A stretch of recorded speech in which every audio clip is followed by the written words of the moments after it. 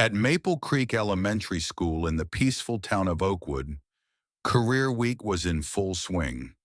The third graders in Mr. Harrison's class sat cross-legged on the colorful reading rug, their eyes wide as they watched parents enter one by one, holding props representing their jobs, stethoscopes, hard hats, laptops. The atmosphere in the classroom was both eager and a little formal, breaking the usual rhythm of spelling tests and multiplication tables. Leo Martinez, an 8-year-old boy with bright, intelligent eyes despite his small stature, was practically bouncing in his seat. Today was a particularly important day for him. When Mr. Harrison asked the class to share what their parents did for work, Leo sat up straight, taking a deep breath as if he had rehearsed this moment for weeks. "My dad," he said, his voice full of pride, chest puffed out, "works at NASA." A silence fell over the classroom, not the silence of surprise, but of disbelief. A snicker echoed from a corner, a whisper of, "Yeah, right?"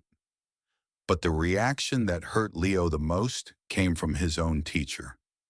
Mr. Harrison, a man in his early 40s with thinning hair, wearing khakis and a neatly tucked-in polo shirt, let out a soft chuckle. It wasn't a hearty laugh, but the dismissive kind, the one that belittles, making you feel smaller than ever. "NASA, huh?" he said, raising an eyebrow as if Leo had just claimed his dad built spaceships in the backyard. "Quite the imagination, Leo.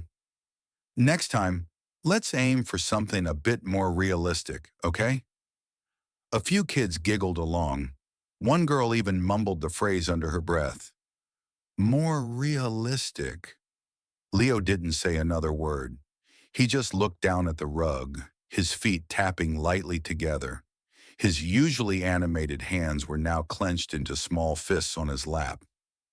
Mr. Harrison moved on with the lesson, completely missing Leo's slumped shoulders or the sudden silence that enveloped the boy. But one person noticed.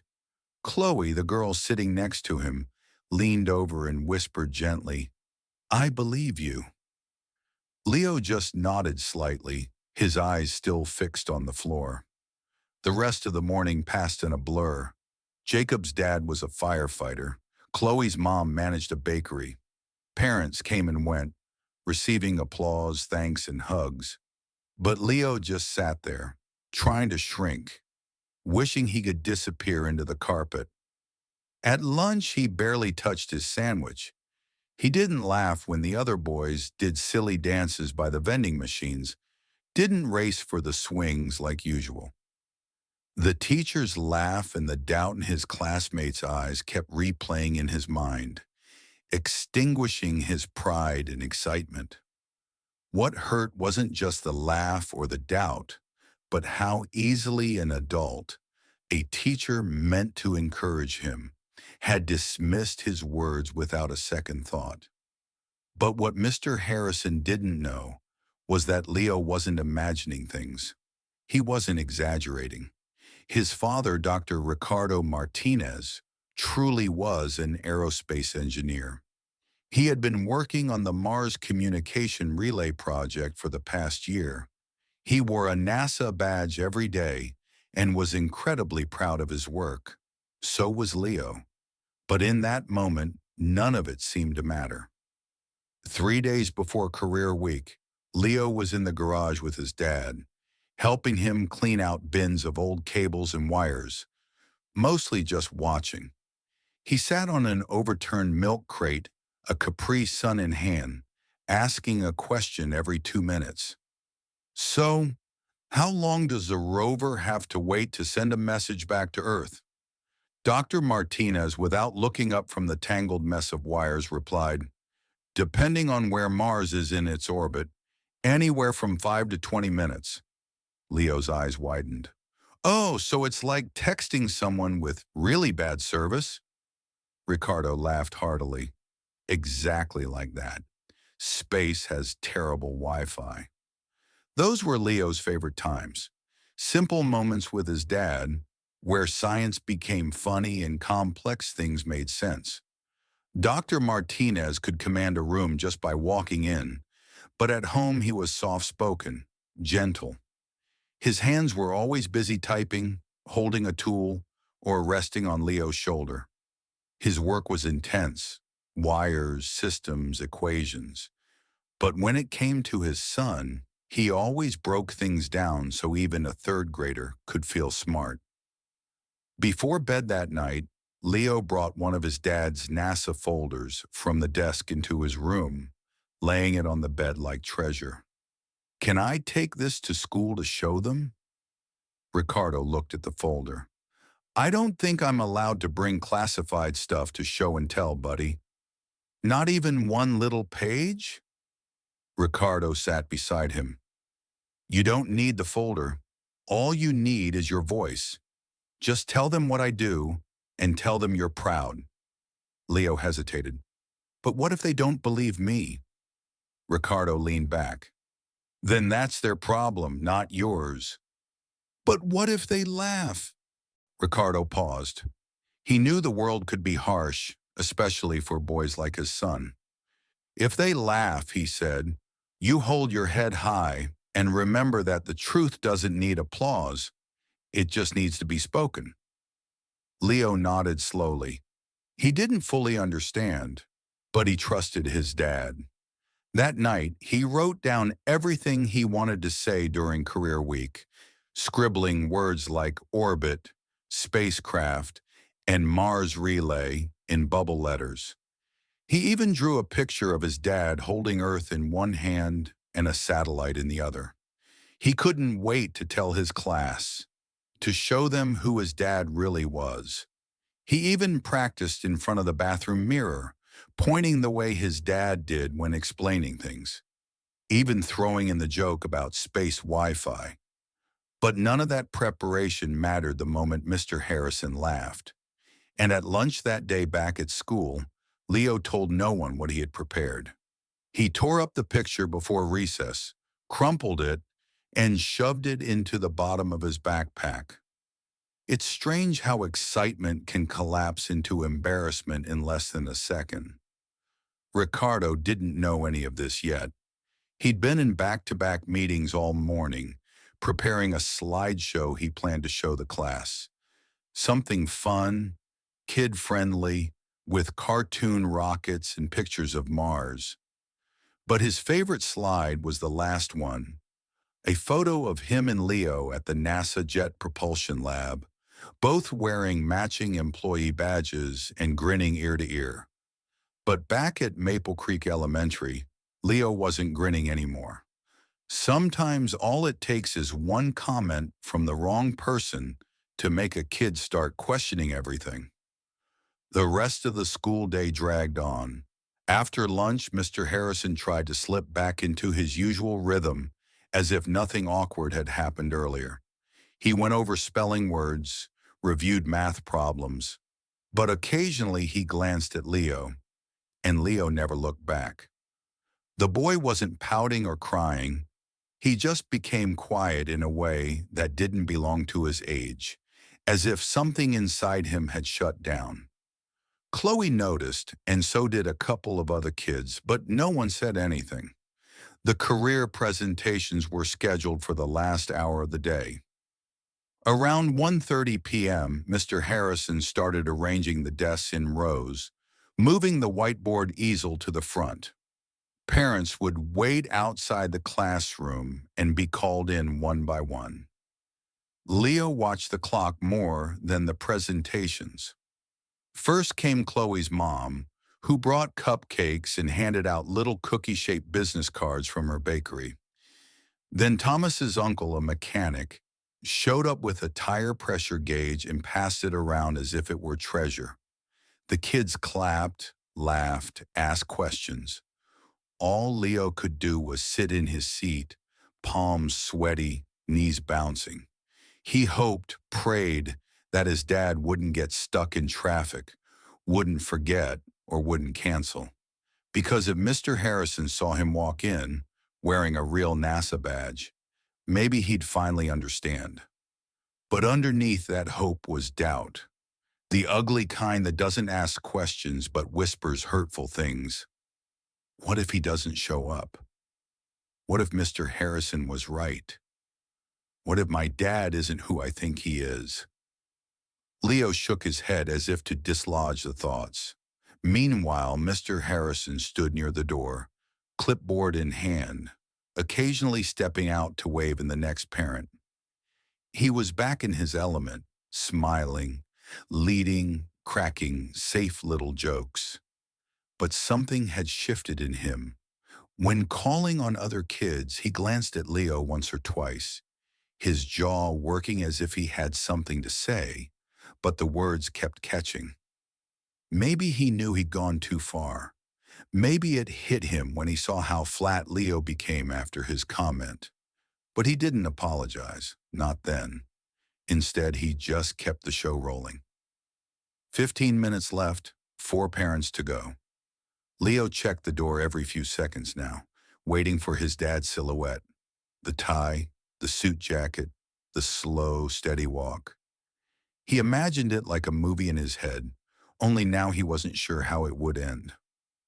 "All right," Mr. Harrison said, glancing at a list. "Next up, we have—" He stopped mid-sentence.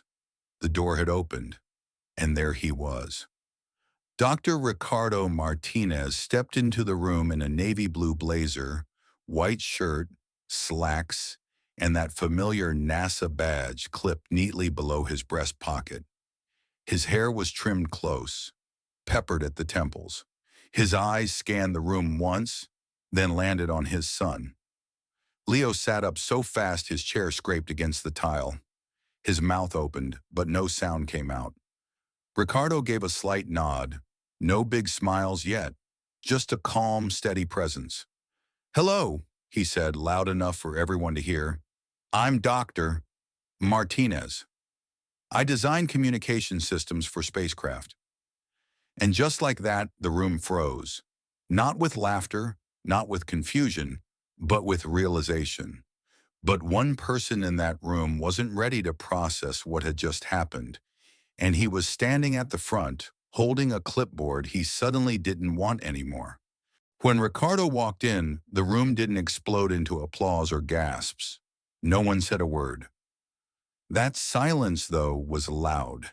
He didn't need props or flashy visuals, just his voice, his presence, his badge, his existence in a space where most of those kids, and definitely Mr. Harrison, hadn't expected him to be. Mr. Harrison blinked, lips parting slightly as if about to speak, but unable to find the words. Leo was still staring, eyes wide like he couldn't believe what he was seeing. Truth be told, part of him had started to believe his dad wouldn't come. Not because he thought his dad didn't care, but because when someone important doubts you, it messes with your head, especially when you're a kid. But Ricardo had shown up, not just on time. He'd been early, waiting just outside the door. He had heard every word from the hallway. He walked slowly to the front of the classroom, as if in no rush to prove anything. He looked over at Mr. Harrison and gave him a polite nod, cool and measured. Then he turned to the class. "So," he said, "you guys learning about jobs today?" One kid raised his hand. "Do you fly rockets?" Ricardo chuckled. "Not quite.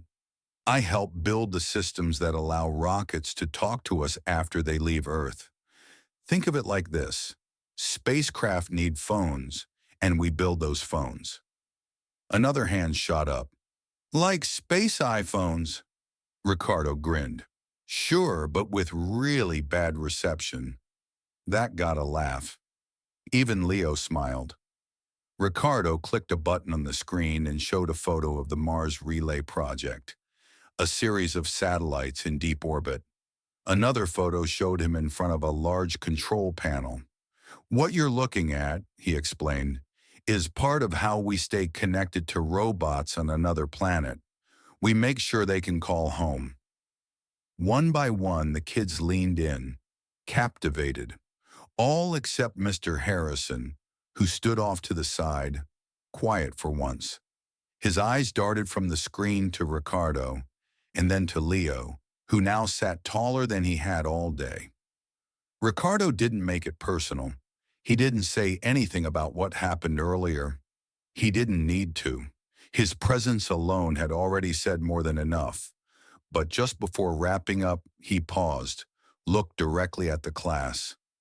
"By the way," he said, his voice calm, "I heard someone earlier mention that working at NASA might not be realistic." He let the word hang in the air, just long enough. He turned to Leo. "Well," he continued, "I guess some people have a different definition of realistic." And then, finally, he smiled. Leo beamed for the first time all day, his fists unclenched. He looked around and noticed the shift. The smirks from earlier were gone. Now there were wide eyes, nods, maybe even a few sparks of admiration. Even Chloe whispered, "Told you so." Mr. Harrison cleared his throat. "Thank you, Doctor Martinez. That was very informative." Ricardo gave a short nod, then glanced at the clock. "I've got to head back. Mars doesn't like to be kept waiting." A couple of kids laughed again. As he walked past Mr. Harrison toward the door, he stopped for half a second. "I hope your students always feel heard," he said softly, "especially the ones who dream big." And with that, he was gone. But the tension he left behind stayed. And now it was up to Mr. Harrison to figure out what to do with it. Mr. Harrison stood frozen for a full beat after Dr. Martinez walked out, one hand on his clipboard, the other dangling by his side as if unsure where to put it. He turned back to the class, but the usual control he had over the room was gone. The kids weren't looking at him. They were looking at Leo. And Leo, he was glowing. Not in a loud or smug way, just sitting quietly, shoulders relaxed, chin up, like someone who had finally been seen the way he deserved to be. "All right," Mr. Harrison said, his voice a little thinner than before. "Let's thank Dr. Martinez for coming." A few kids clapped, led by Chloe. Some others followed. Mr. Harrison tried to move on like normal, but the balance had shifted. He started to introduce the next parent, but there was a hesitation in his tone, like he knew anything said now would fall flat. No one was paying attention to tire gauges or bakery cupcakes anymore. Everyone had just seen a man walk in who shattered every assumption that had been hanging in that classroom all year. After the final presentation, Mr. Harrison dismissed the kids for pack-up time. Backpacks zipped, chairs scraped against the tile. The usual end-of-day noise filled the room. But Leo didn't move. He just sat there at his desk, hands folded neatly, waiting. When most of the kids had filed out and the noise in the hallway began to swell, Mr. Harrison walked over. He stood beside Leo's desk, shifting his weight between his feet. "Hey," he started almost too casually, "your dad seems like a pretty smart guy." Leo looked up slowly. "He is." Mr. Harrison nodded. "I can see that. I wanted to say, I may have jumped the gun earlier." Leo didn't respond. Mr. Harrison cleared his throat. "What I meant to say was, sometimes people make mistakes. We don't always realize when something we say comes out wrong." Leo stared at him for a second, then said, "But you laughed." That landed. Mr. Harrison's face tightened. "Yeah," he admitted. "I did, and I'm sorry for that. It wasn't right. I should have listened." Leo still didn't nod. He didn't try to make it easier for him. Finally, Mr. Harrison said, "I hope you'll give me a chance to do better."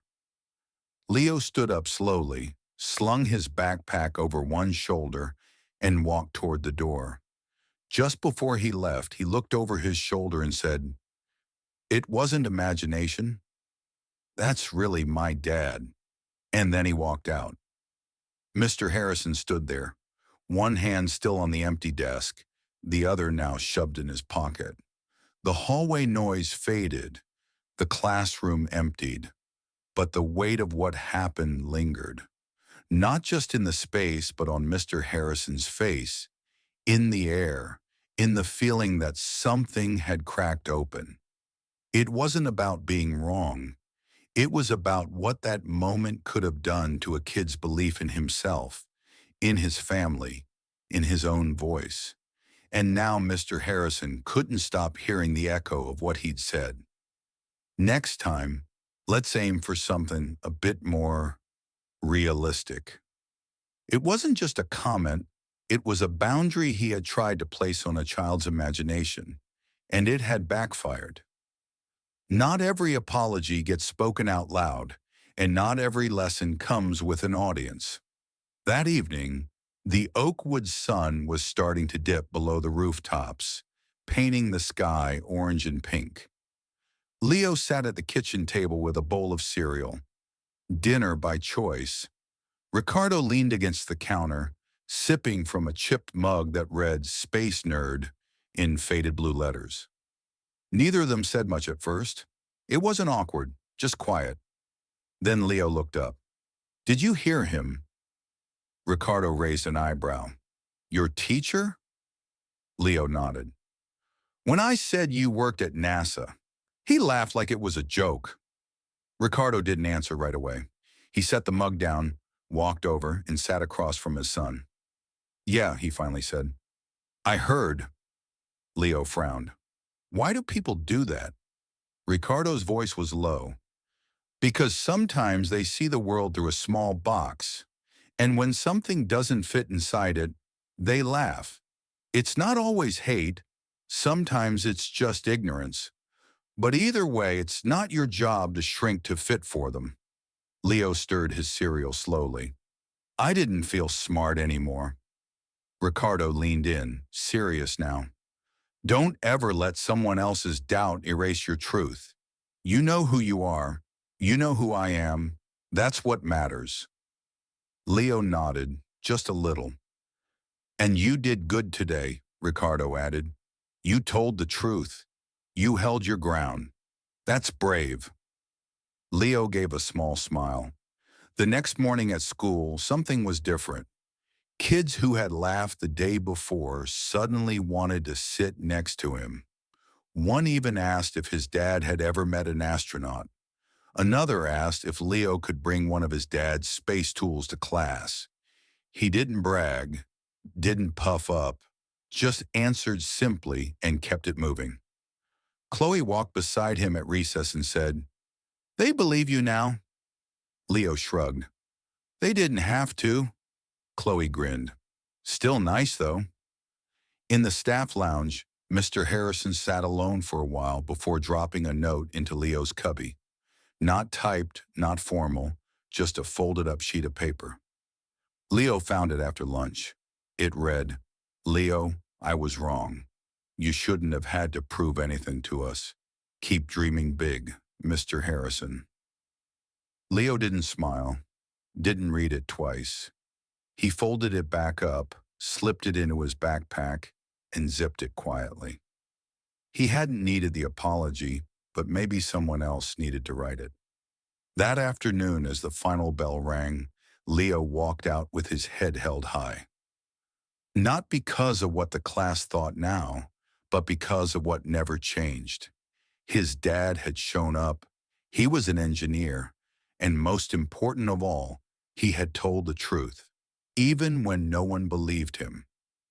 And somewhere inside that classroom, a teacher had been reminded of a lesson he'd forgotten along the way. That kids carry dreams bigger than most adults' expectations. And when we dismiss those dreams, we don't just shrink their imagination, we shrink their voice. Leo's stayed loud and clear and real. Because the truth doesn't need permission. It just needs someone brave enough to say it out loud.